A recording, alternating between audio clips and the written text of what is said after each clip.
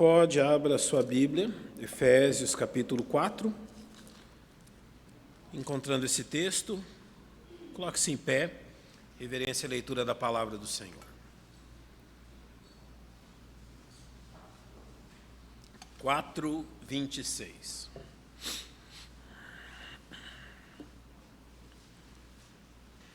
Apenas a leitura deste verso e vamos orar.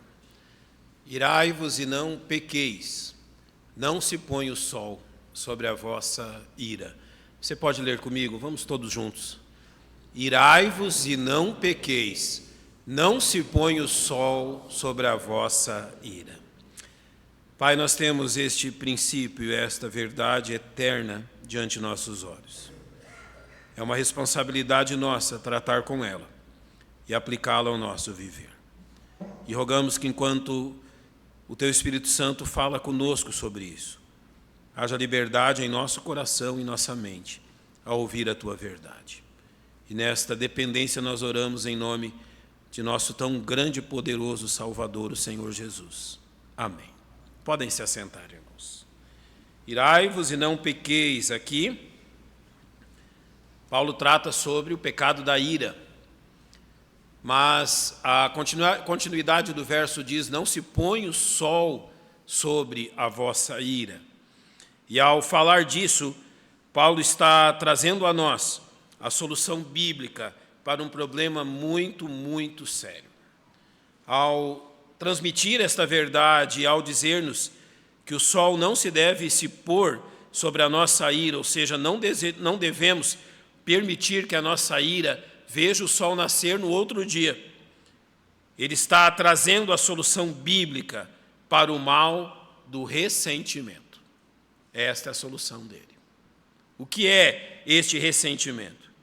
A palavra ressentimento não ocorre na Bíblia. Certo? Você vai encontrar outros correlatos, mas não em si a palavra ressentimento. Então, ela pode ser qualificada como sentimento que se caracteriza pela existência de mágoas, rancores ou angústias. Então essas palavras você vai encontrar na Bíblia, que se formam como consequência de uma ofensa feita a nós, ou que fazemos a alguém, ou a partir de uma atitude que é recebida de mau grado. Então, a partir do momento que eu entendo que alguém me prejudica, ou que alguém vai contra o meu bem, e eu me iro, o ressentimento é o fruto da ira não resolvida. O ressentimento, então, passa a ser o resultado da ira não tratada e não manipulada corretamente. Eu vou usar dois exemplos e assim nós vamos adentrando no assunto e vamos entendendo o que isso significa. Em Gênesis capítulo 50, nós temos a história que você conhece muito bem de José e de seus irmãos. Você sabe o que os irmãos de José fizeram com ele. Foi algo realmente cruel da parte deles. Agora, então, depois da morte de Jacó, vendo então que José e os sonhos de José se cumpriram, não é? Seus irmãos se curvaram, até o seu pai se curvou diante dele. Ele era realmente uma autoridade enorme no Egito, usada por Deus para salvar a vida deles. Quando os irmãos veem que estão à mercê de José, olha o que eles fazem no verso 15. Vendo então os irmãos de José que seu pai já estava morto, disseram: porventura nos odiará José e certamente nos retribuirá todo o mal que lhe fizemos. Qual foi a primeira coisa que eles pensaram? Nós precisamos nos preocupar com o ressentimento no coração de José. Eles julgaram José pela sua própria medida. O verso 16 diz: portanto mandaram dizer a José, olha agora o que eles fazem. Teu pai ordenou antes da sua morte, dizendo: assim direis a José, perdoa, rogo-te, a transgressão de teus irmãos e o seu pecado, porque te fizeram mal. Agora, pois, rogamos-te que perdoes a transgressão dos servos do Deus de teu pai. Olha a expressão que eles usam. Perdoa a transgressão dos servos de Deus de teu pai. E José chorou quando eles lhe falavam. Sabe que eles provaram ali que se eles achavam que ia encontrar rancor, iam encontrar ressentimento no coração de José, foi o contrário. Deus já tinha trabalhado isso com ele. E já tinha demonstrado que o mal que foi feito a ele visava que fosse o bem a muitos. E foi assim que Deus tratou com o coração de José. Mas agora também um exemplo do pai de José e do tio de José. Agora, em Gênesis 32, nós temos Jacó E você se recorda do que Jacó fez contra quem? Contra Esaú. Literalmente, Jacó é o suplantador. Aquele que procurou ter vantagem contra tudo e todos, e ele engana seu pai, engana seu irmão, engana seu sogro, engana quem tiver pela frente. Esse tipo de atitude gera rancor, gera ressentimento. E agora Jacó vai ter que estar diante de seu irmão quando Deus manda que ele volte para Berseba. E olha o que acontece, enviou Jacó, ele começa novamente a dar o seu jeitinho aqui, enviou Jacó mensageiros adiante de si a Esaú, seu irmão, a terra de Seir, território de Edom, isso antes dele chegar então em Berseba, e ordenou-lhes dizendo, assim direis a meu senhor, se antes era o irmão, agora é meu senhor, né? Assim diz Jacó, teu servo, como peregrino morei com Labão e me detive lá até agora, tenho bois e jumentos, ovelhas, servos e servas, e enviei para anunciar a meu senhor, para que se ache graça aos teus olhos. E os mensageiros voltaram a Jacó, dizendo, fomos a teu irmão Esaú, e também ele vem para encontrar-se, e 400 homens com ele. Olha a circunstância. Mas o verso 7 diz, então Jacó temeu muito e angustiou-se, e repartiu o povo que com ele estava, e as ovelhas e as vacas e os camelos em 2 bandos. Mas aqui novamente, Jacó tem medo do ressentimento de Esaú, mas Deus já tinha tratado disso. Esaú vem até Jacó sem ressentimento. Deus já tinha trabalhado com isso. E nesses 2 casos, eles temeram, tanto os irmãos de José quanto Jacó, o efeito do ressentimento em pessoas a quem eles haviam feito mal. A ira pela injustiça sofrida e não esquecida, talvez estivesse fermentando há anos naqueles homens, e o resultado poderia ser catastrófico. Mas não foi, porque Deus havia agido.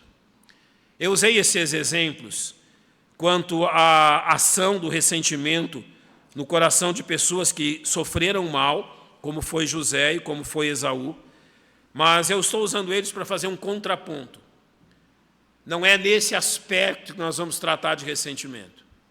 Nós vamos tratar do coração que sente ressentimento. Ou seja, do coração aonde o ressentimento, por vezes, tem inflamado e fermentado durante muitos e muitos anos. Como tratar disso biblicamente? Eu sei que você já deve ter lido livros sobre o ressentimento. Há livros escritos tanto no ramo da psicologia, quanto em outros ramos, que tratam do mal do ressentimento. Até mesmo essas ciências, elas procuram observar isso e minorar esse mal. Muito mais do que elas, que há muito pouco tempo começaram a procurar entendimento sobre isso, a palavra de Deus há séculos trata dessa questão, porque ela sabe do poder do ressentimento no nosso coração. Quando nós observamos, e isso não é uma questão de fé, mas da própria constatação científica, do mal que o ressentimento causa ao coração de um homem e de uma mulher. Do mal que o ressentimento causa quando nós permitimos que ele fermente dentro de nós. O ressentimento literalmente nos adoece. E o que eu falo agora é a minha opinião, certo?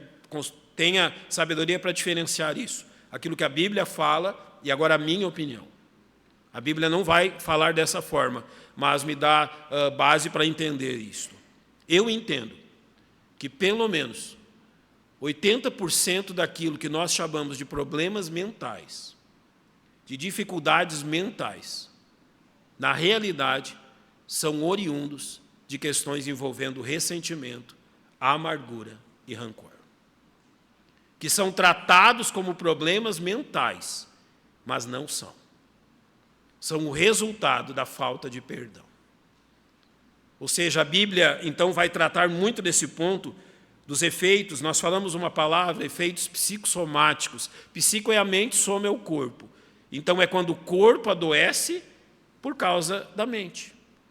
O rancor estará aqui, mas o resultado vai afetar toda a minha vida. Então, eu creio que isso justifica o fato de falarmos desse assunto e de observarmos biblicamente o que isso tem a ver com a nossa vida. Eu vou dividir isso em 3 partes: a origem do ressentimento, as consequências do ressentimento e a solução bíblica do ressentimento, para que nós possamos entender isso. Vamos voltar para Efésios 4:26. Irai-vos e não pequeis. não se põe o sol sobre a vossa ira. Então aqui ele nos apresenta que o ressentimento é resultado de não obedecermos essa ordem clara.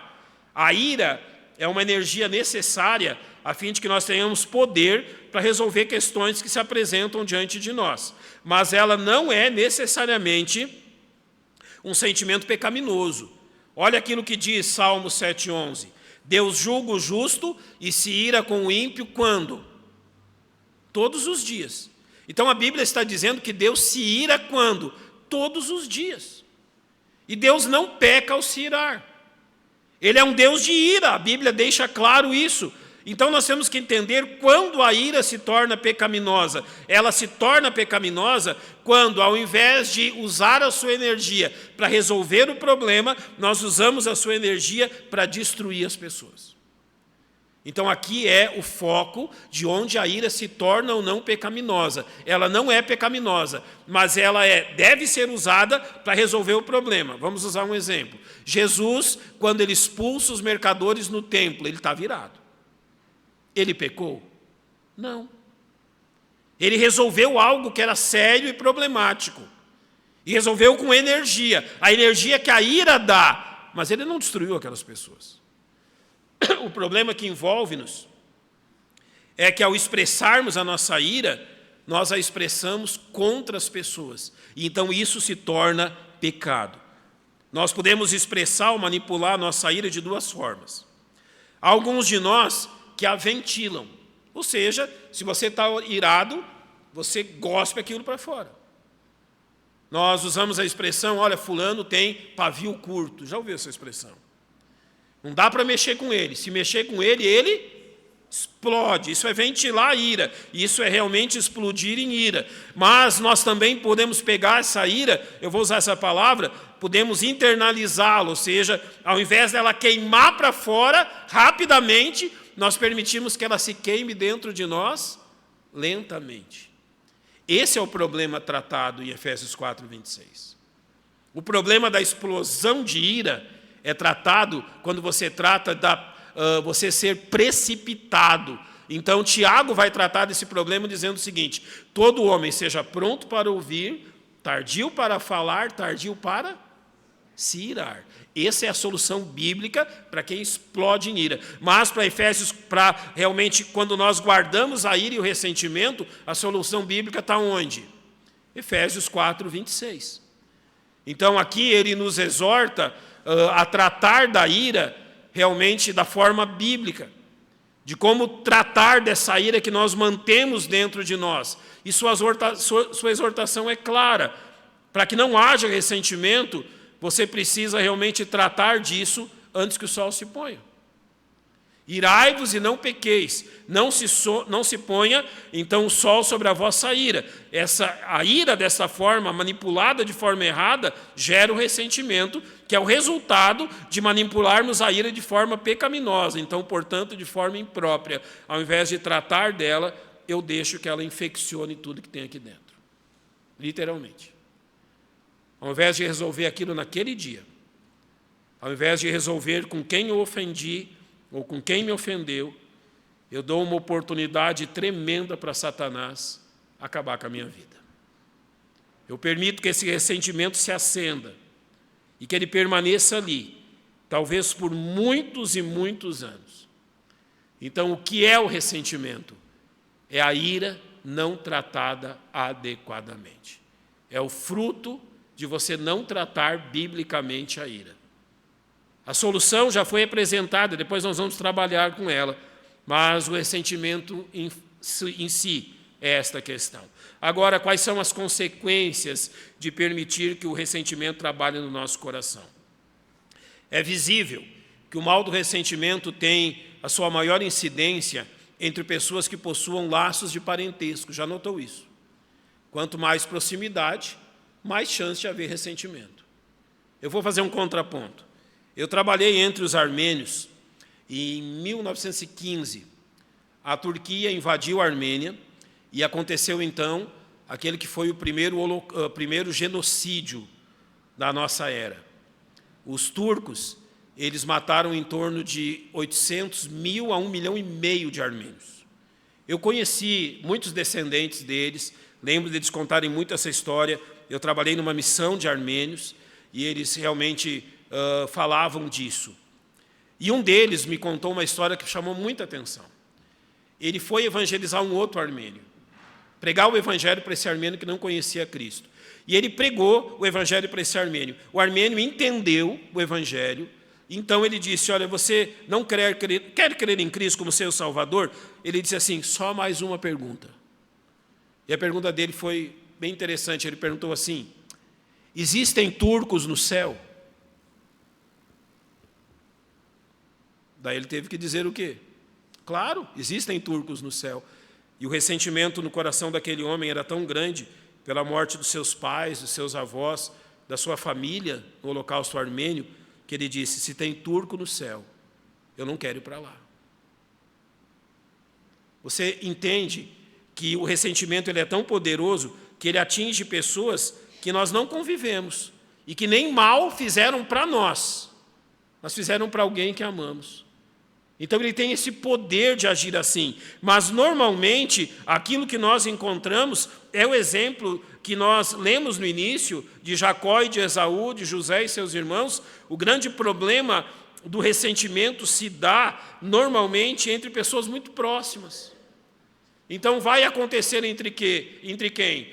Pais e filhos, filhos e pais, entre irmãos, entre casais. E parece que é isso que acontece. Realmente, este ressentimento ataca-nos com uma maior, da maioria das vezes, quando nós temos um relacionamento próximo com essas pessoas, inclusive entre irmãos de igreja. E quando isso acontece, o que nós podemos concluir como sintomas da presença do ressentimento em nós? Eu vou citar alguns. Nós começamos a ter dificuldade de resolver nossos conflitos. É muito difícil você entrar em concordância com alguém que tem algo guardado contra você. Então, quando há o ressentimento entre um casal, por exemplo, é difícil resolver o conflito. Porque aquilo é guardado como? Como uma arma. Está aqui sempre no coldre. E quando eu preciso, eu saco. É assim. Eu sempre tenho algo contra a pessoa. E isso gera dificuldade de resolver conflitos simples. Talvez isso conduza a atos de vingança. E a vingança aqui podem ser até mesmo comentários maldosos. Às vezes, o ressentimento leva sempre a comentarmos de forma a denegrir aqueles contra quem nós nos ressentimos. Por vezes, o ressentimento leva que eu ignore a outra pessoa. Eu tenho um ressentimento contra você, então a melhor forma de demonstrar isso é fazer o quê? Mostrar que para mim você morreu. É literalmente o que Jesus diz, não é? É o homicídio no coração. Você não matou a pessoa, mas no seu coração você já acabou com ela. Pode não ser tão simples, e o ressentimento conduzia a constantes ataques de ira. Você vê a pessoa e você realmente se ira com tudo aquilo. Você sabe o que é sarcasmo? Muitas vezes o sarcasmo, ou seja, você tentar humilhar a pessoa através de palavras, é fruto do ressentimento.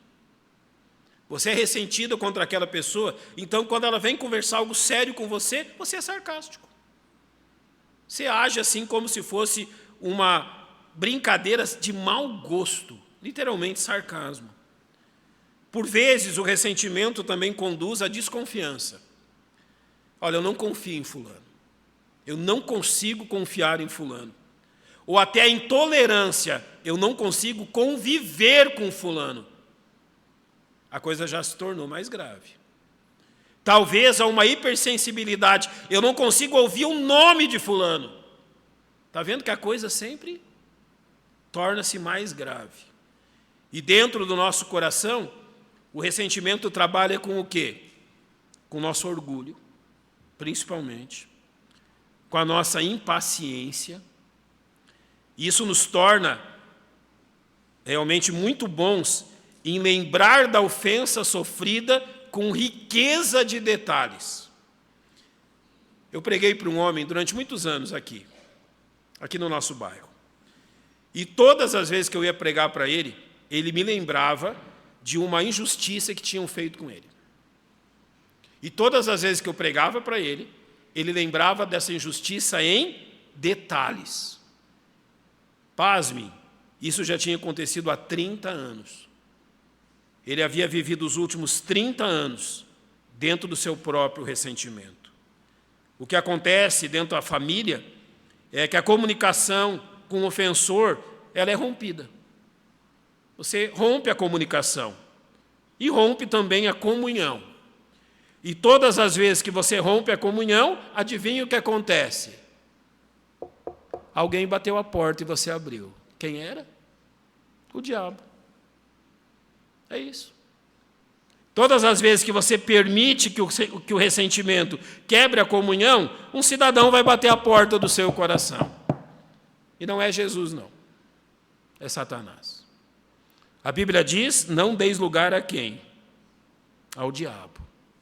E ele vai bater a porta do seu coração, porque você está dando lugar a ele. E finalmente, então, os efeitos do ressentimento passam a ser sentidos onde? Em nós mesmos. Isso envolve crentes e incrédulos. Eu disse a vocês, eu creio que grande parte daquilo que nós chamamos de doenças mentais são resultados da falta de perdão, do ressentimento guardado durante muito tempo no coração, que muito daquilo que temos rotulado como doença nos nossos dias ou problemas mentais, e parece que a ciência a cada semana inventa um novo rótulo, realmente inventa uma nova questão, um novo diagnóstico, e parece que a nossa era está se tornando assim, eu tenho um diagnóstico, então eu coloco aqui e digo o quê? Não mexa comigo, eu tenho um diagnóstico. Não é assim que está acontecendo? Ao invés de tratar dos problemas do coração, olha aqui, me deram um papel, um diagnóstico aqui, então, por favor, não mexa comigo. É isso que está acontecendo. E ao invés de tratarmos do real problema, como a Bíblia tem apresentado, nós nos escondemos atrás do que alguém concluiu que nós temos. Realmente, então, parece que o homem sabe mais do que Deus. Qual é o grande mal desse ressentimento guardado? Eu vou usar um exemplo em Hebreus 12, 15, que é um exemplo que demonstra como, aqui ele vai usar a expressão raiz de amargura, e que é um exemplo tirado de um contexto onde o autor está tratando da disciplina de Deus disciplinando os seus filhos. E ele começa a falar dizendo, olha, não desmaies quando por ele é repreendido. E ele chega no verso 15, ele está tratando esse tema ainda, ele diz, tendo cuidado de que ninguém se prive da graça de Deus, e de que nenhuma raiz de amargura brotando vos perturbe, e por elas muitos se contaminem. Então aqui nós começamos a perceber o grande mal que o ressentimento vai causar na nossa vida espiritual. Primeiro, tendo cuidado que ninguém se prive da graça de Deus. Literalmente, o ressentimento não vai trazer bem nenhum espiritualmente para você. Não vai acrescentar nada. Enquanto eu preparava essa mensagem, eu fui procurar algumas imagens para ilustrar o ressentimento. Eu achei que era inútil, mas uma delas trazia alguém bebendo um copo de veneno. E o que estava escrito? O ressentimento, o amargor, é quando você toma veneno querendo que o seu inimigo morra. Você já ouviu essa expressão? E é isso que acontece. Aqui ele fala de raiz de amargura. Você se amargura contra alguém, mas quem está ficando doente é quem? É você.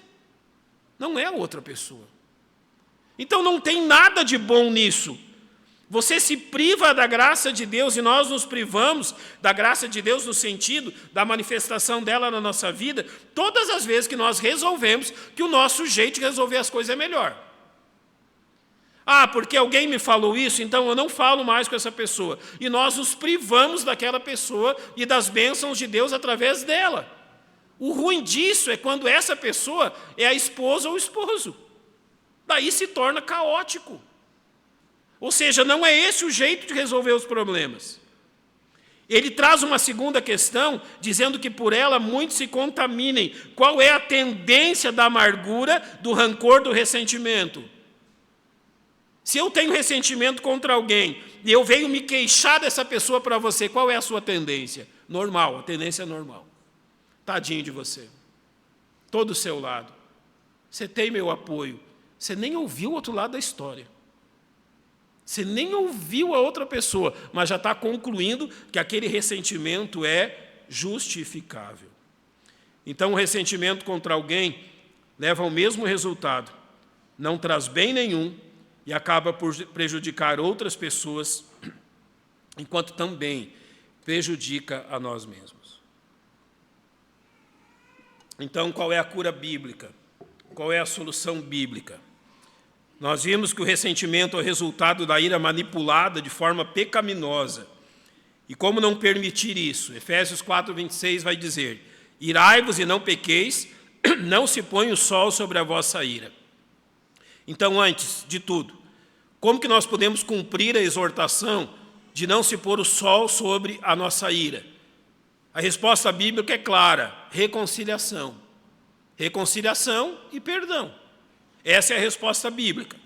Em Mateus 18:15, o Senhor diz: se teu irmão pecar contra ti, vai e repreende-o entre ti e ele só. Se te ouvir, ganhaste a teu irmão. Algumas palavras nesse texto. Se teu irmão pecar contra ti, vai. Então, notem aqui que é o ofendido que procura reconciliação, não o ofensor. Alguém pecou contra você, alguém fez algo contra você que não deveria ter feito, não deixe aquilo inflamar o seu coração. Não deixe aquilo tomar o seu coração. Vai, ele está dizendo, seja proativo. Vai, esse repreende-o é realmente repreende-o em amor. Você e ele somente. Se realmente o resultado for bom, maravilha, ganhaste a teu irmão. Mas faz isso com urgência. Olha o que diz Mateus capítulo 5, versos 23 e 24. Portanto, se trouxeres a tua oferta ao altar, e aí te lembrares que teu irmão tem alguma coisa contra ti, deixa ali diante do altar a tua oferta, vai reconciliar-te primeiro com teu irmão e depois vem e apresenta a tua oferta. Ele está falando aqui da urgência da reconciliação. Você está prestando culto a Deus, mas você lembra, olha, eu creio que eu realmente ofendi meu irmão. O que você faz? Deixa ali a sua oferta, resolve aquela questão primeiro. Agora olhe como ele diz no verso 16 do capítulo 18. Se ele não te ouvir, leva ainda contigo 1 ou 2, para que pela boca de 2 ou 3 testemunhas, toda a palavra seja confirmada. Ou seja, não ocorrendo a reconciliação, deve-se buscar apoio de outros crentes maduros espiritualmente. Aqui, eles não estão julgando as opiniões, mas os fatos, para saber se a ofensa realmente aconteceu. Se houver acordo entre as partes, deve ser efetuada a reconciliação. Se não, há mais um passo. Verso 18, 17. Se não as escutar, diz-o a igreja, e se também não escutar a igreja, considera-o como um gentil e publicano. E novamente aqui, sempre se busca o quê? A reconciliação através do perdão e de não permitir o ressentimento.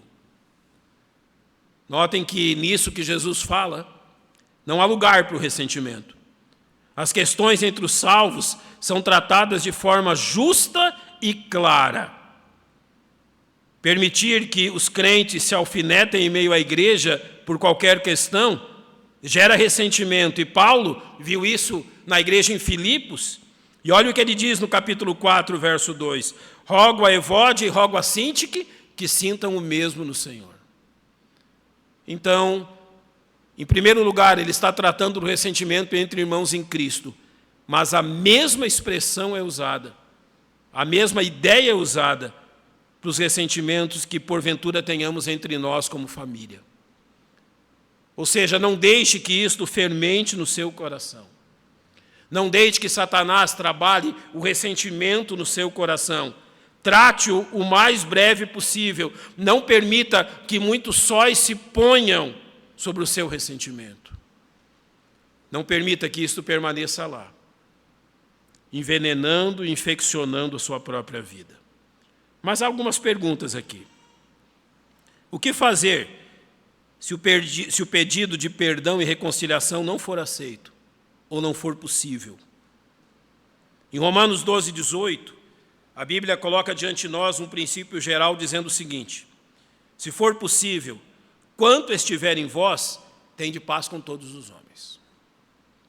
Eu sei que a reconciliação precisa de 2 indivíduos, mas o perdão de um só. Você já perdoou? Amém. tentou a reconciliação, a outra parte não aceitou, no que depender de vós, tendes paz com todos os homens. Agora, há também um outro princípio aplicável a isso, e que demonstra que nem sempre é bom ou desejável que nós busquemos a pessoa procurando realmente resolver todas essas coisas. Olhe para 1 Pedro 4,8. Mas, sobretudo, tende amor uns para com os outros, porque o amor cobrirá o quê? A multidão de pecados. Quanto à reconciliação, nós reconhecemos que nem sempre é possível confrontar aquele que nos ofendeu.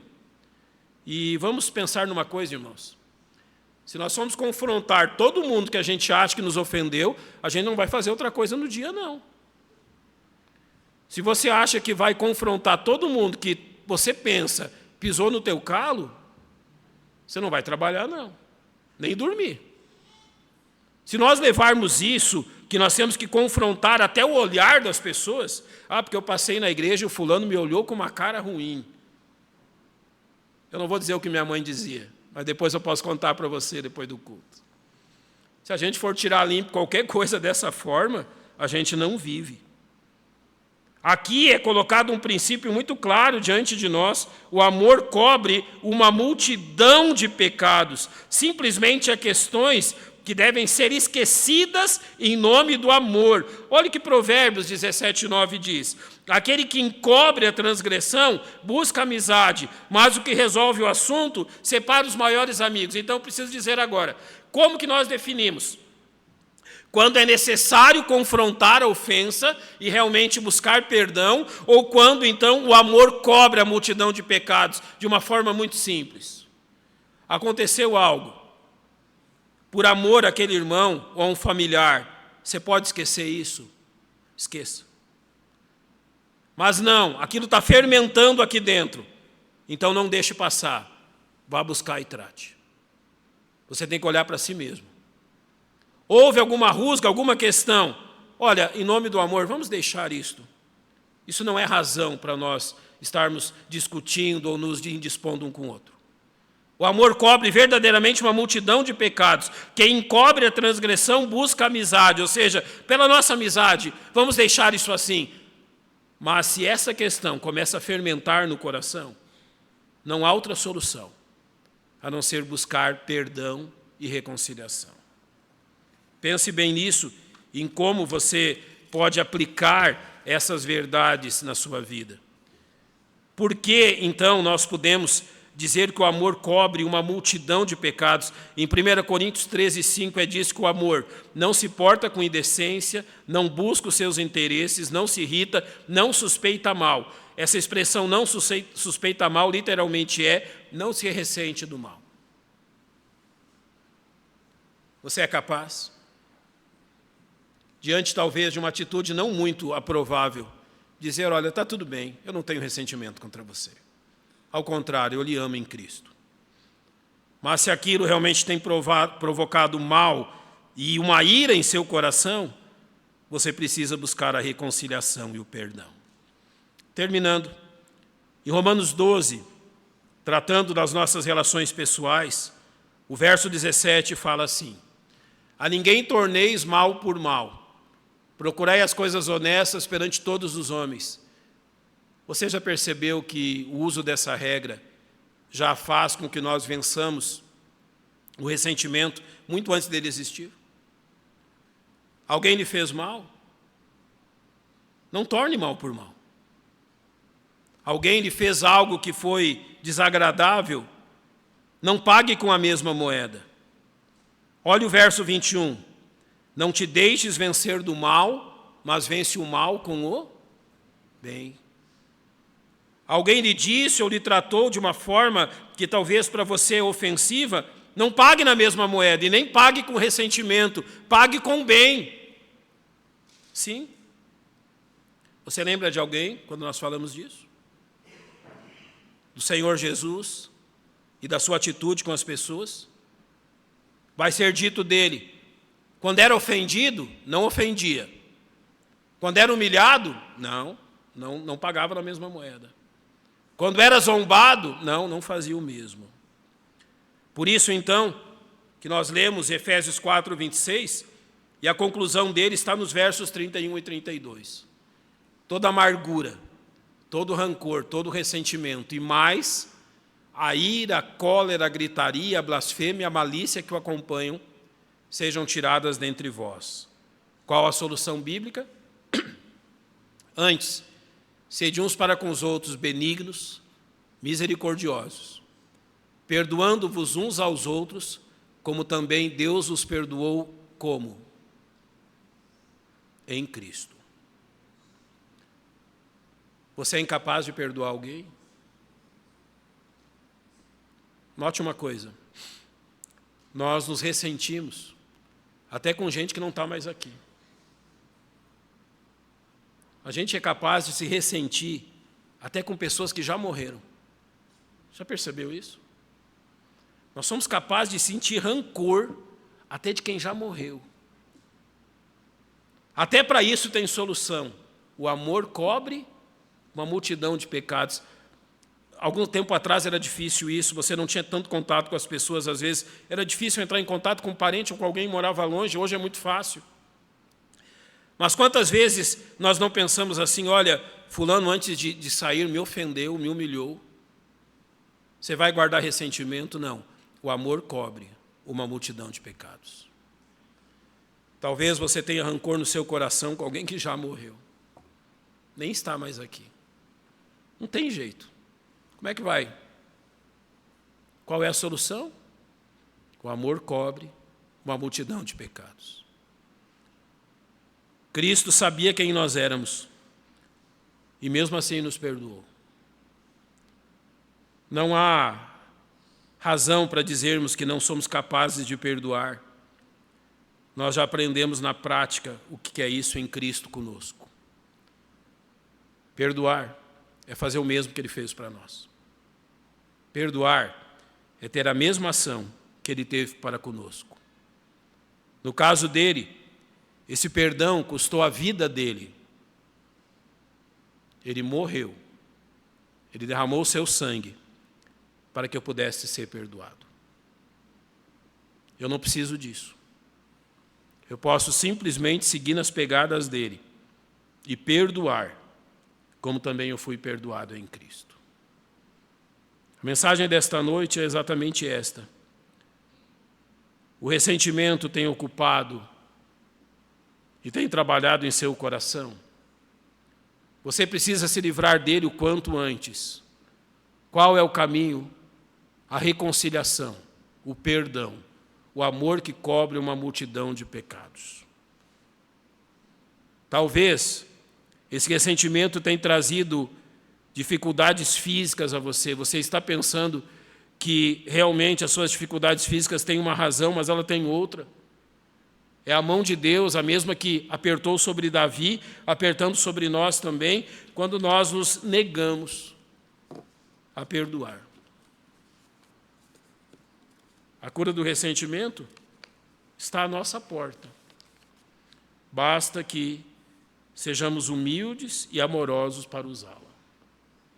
É muito melhor perdoar do que passar uma vida sentindo remorso.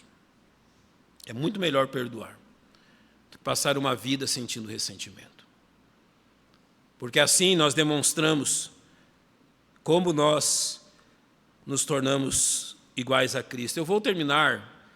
Eu amo essa história do meu pai e ela serviu de grande encorajamento para mim, ainda mais que eu conheci o homem que ele era. E eu gosto de voltar nela quando eu trato disso. O meu pai, quando eu nasci, ele saiu da igreja por causa de uma ofensa. Ficou 44 anos fora. Vocês oraram por ele quando ele ficou doente. E foi a doença mais maravilhosa que eu já vi na minha vida. Através da enfermidade, Deus mudou o coração dele. Só que, convivendo mais de 40 anos, né, a gente fica na dúvida, será que mudou mesmo? Né? Será que o ressentimento todo foi embora e aquele velho homem já não existe mais e é realmente uma nova criatura em Cristo? Enquanto eu orava por isso, Deus deu uma prova disso tão maravilhosa, que o homem que ofendeu meu pai, ou que meu pai achou que ele tinha ofendido, eu não sei, eu não estava lá para julgar a questão. Ele também ficou enfermo na mesma época do meu pai, eles morreram bem numa época bem próxima. Eu não lembro quem faleceu primeiro. Mas o meu pai sabia disso, e ele já estava bem doente. E ele foi na casa desse homem. Ele foi procurar esse homem que tinha ofendido ele. A ofensa foi de que no dia eu nasci no sábado, minha avó, mãe do meu pai, morreu na segunda. E esse homem disse para o meu pai, e meu pai teve como ofensa, ao dizer que a minha avó estava no inferno. Ela não cria em Cristo. Mas meu pai se ofendeu com essa palavra. 4 décadas se passaram. E o meu pai foi na casa desse homem e disse a ele: meu irmão, isso aconteceu entre nós há 44 anos. Eu quero dizer para você que eu lhe perdoo. Lhe perdoo de todo o meu coração. E o homem respondeu assim para ele: eu quero que você saiba que eu não lhe perdoo porque eu falei e está dito. Conhecendo meu pai, moço, né? Sabendo que vocês conheceram meu pai, ele teve aqui, né? Em 2018. Rapaz, conhecendo meu pai. Daí, de uma forma incrível, o pai respondeu assim para ele: e mesmo assim, eu lhe perdoo. Ou seja, não importa o que você pensa de mim. Eu quero que o senhor saiba, e ele usou uma palavra assim: nós dois estamos partindo desse mundo. Foi bem realista, né? Nós dois, daqui a uns dias, vamos dar tchau para esse mundo. E eu quero que o senhor saiba que eu não tenho nada contra o Senhor no meu coração. Naquele momento eu soube, com plena convicção, que Deus tinha transformado o coração dele. Deus já transformou o seu. Deus já mudou o seu coração, a ponto de você saber o que é perdão. Que Deus te abençoe, meu irmão. E se isso tem ocorrido no seu coração, que você saiba tratá-lo biblicamente. Vamos fechar os nossos olhos, vamos orar.